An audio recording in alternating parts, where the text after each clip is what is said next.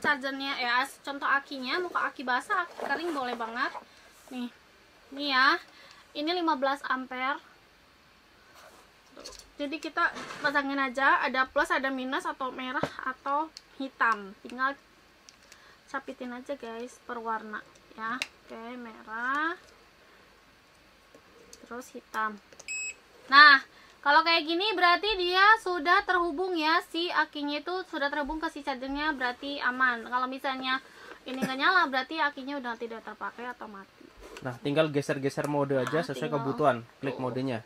Nah, itu mode mode standar, mode ya. mobil, ini ada mode motor, tuh. Terus ini ada mode Nanti ada mode repair juga ya. Terus ini dia akan nginfoin baterainya kira-kira atau akinya berapa voltasenya, terus full atau enggak tuh. Ada dari angka 20% sampai 100%. 20% sampai 100%.